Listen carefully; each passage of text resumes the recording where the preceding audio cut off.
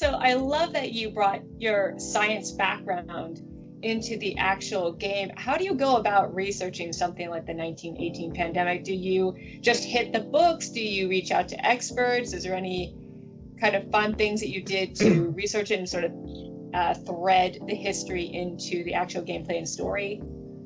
Yeah, there's a lot we did in art too. Like for the art, we actually looked at a lot of Victorian clothes and costumes, and so we drew the characters around that. And also like kind of like the decor was based upon the same way. So we looked at like books, and a lot of them were black and white. So we kind of imagined what colors that that we would have.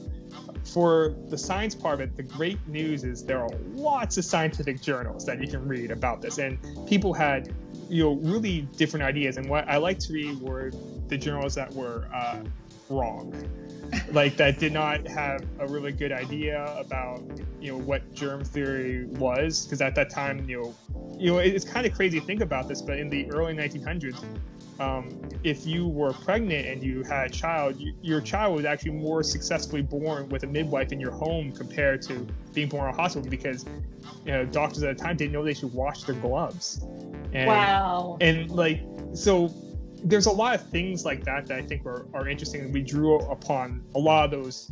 I wouldn't say they're mistakes, it's just lack of information at that time, because they just didn't know. And I'm sure 1,000 years from now, people are going to look at some of the things we did and think, man, these people just didn't know at that time. So we looked at a lot of those scenarios when making choices as well.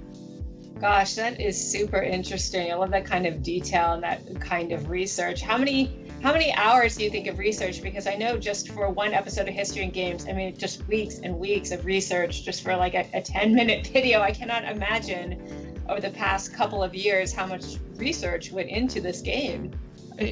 I mean, it wasn't all at once. We probably did it like first we came up with the overall story flow, of where you can go. But then, because there are so many story branches, we wanted to say, what if you did this thing totally wrong? And then it's really interesting to imagine, what if you went in another direction? And so for some of the choices, then we would probably go back and we would research to say, okay, well, what would happen if, there was less food in the castle? Like, what would your options be? And then, so some of those things, then we would go back to research that part without spoiling too much. That's probably how we would do it.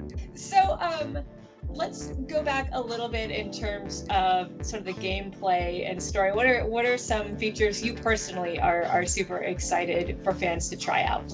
Yeah, I'm definitely excited to see how they're using a lot of new battle mechanics. And compared to the first Fallen Legion, now we have this strategy RPG style grid, so you can move around. You can also knock enemies back and forth. It's similar to a fighting game where you can have knockback. And the position of where you put enemies, you can knock them into a debuff, or you can set up a combo attack where you push them into an area where you can give a really damaging magic spell.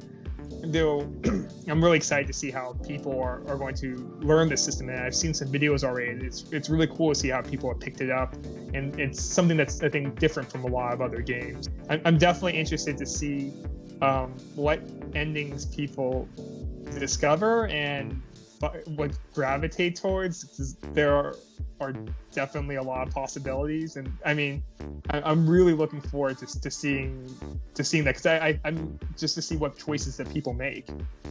Right. Real fast, I wanted to talk about the first Fallen Legion, because you mentioned it was based on the French Revolution.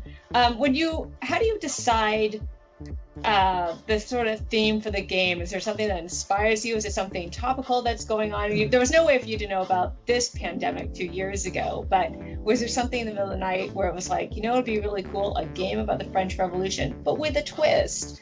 How does that come about?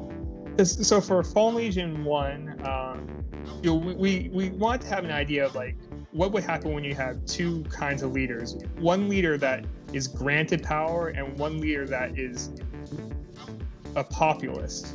And it was trying to gather, it sees real problems in society and is trying to work to put those together, but is also kind of power hungry as well. And those two characters would clash pretty badly, in a story. So that was kind of an interesting standpoint of like how we would have two rival figures, and like the idea for the first Fallen Legions, you would see the story on both of their perspectives, and both are kind of reasonable, but both have parts that are kind of unreasonable too. And that kind of idea of having these two opposing perspectives on like one giant battle, we thought was really interesting. Is there any kind of terminology or vocabulary from the 1918 pandemic that sort of makes its way into the game? Because obviously you've talked about how the gameplay and like the costumes and everything sort of match that time period.